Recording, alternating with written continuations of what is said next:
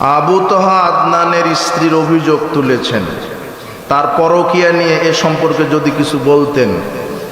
এই প্রশ্নের উত্তর দেওয়ার সিস্টেমটা আমাকে মনোমুগ্ধকর করেছে, আশা করি আপনাকেও করবে।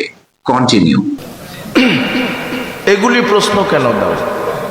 এগুলা প্রশ্ন পারিবারিক ইস্যু। এগুলা সে বিবাহ করেছে, ইসলামে একটা দুইটা তিনটা, কয়টা বিবাহ জায়েজ?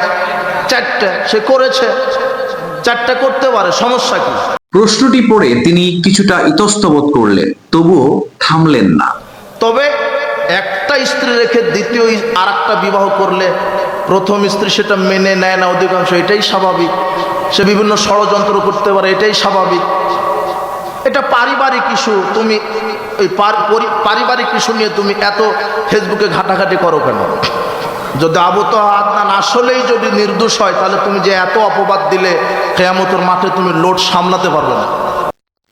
এখানে তিনি প্রশ্নকারীকে বোঝাতে চাচ্ছেন তিনি মূলত খোলা ময়দানে কারো ব্যক্তিগত বা পারিবারিক ইস্যু নিয়ে কথা বলা নিতান্তই বোকামি ছাড়া আর কিছুই নয়। এটা পারিবারিক ইস্যু। তবে হ্যাঁ, এ যদি ইসলামকে নিয়ে ব্যঙ্গ করে বা কোনো মানহাজ বা কোরআন সুন্নাহ নিয়ে যদি ব্যঙ্গ করে, সেটাতে আমরা জবাব দিব, জাতিকে সতর্ক করব। কিন্তু এটা পারিবারিক ইস্যু, আমরা দোয়া করি তার পারিবারিক ইস্যুকে সমাধান হওয়ার তৌফিক দান হয়। সর্বোপরি আমরা এখান থেকে যে বিষয়টা উপলব্ধি করতে পারছি সেটি হচ্ছে কখনোই কারো ব্যক্তিগত বা পারিবারিক বিষয় নিয়ে এভাবে খোলা ময়দানে প্রশ্ন করা এবং সেই বিষয় নিয়ে আলোচনা করা মোটে উচিত নয়। আর আমরা এইখানে ঠিক তারই বহিঃপ্রকাশ দেখতে পেলাম।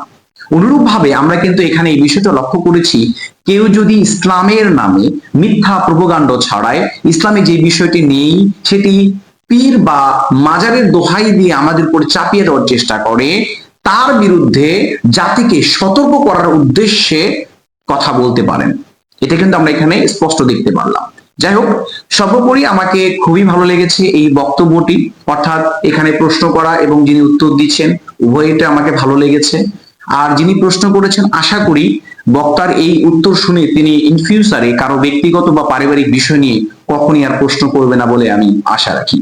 সর্বশেষ আমি আমার নিজস্ব একটি মন্তব্য রাখতে চাই, সেটি হচ্ছে, দেখুন, ইসলামে আপনি আপনার পারিবারিক বিষয় নিয়ে কি করছেন না করছেন এটা আপনি আপনার ব্যক্তিগত জীবনে ইসলামকে প্রয়োগ করেন। এটা পারিবারিক বিষয়গুলো আম জনতার সামনে নিয়ে আসেন না, এটা সবার প্রতি অনুরোধ।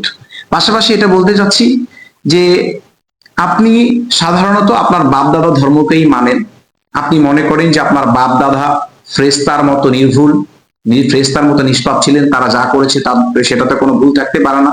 এটা মনে করে আপনি আপনার ধর্ম পরিচালনা করছেন, ব্যক্তি জীবনে সেভাবে ইবাদত করছেন। তবে আমরা কখনোই সেটা করতে চাই না। আমরা যেটা করতে চাই সেটা হচ্ছে যে পবিত্র কোরআন এবং সহিহ হাদিসের আলোকে নিজের জীবনটা পরিচালনা করতে চাই।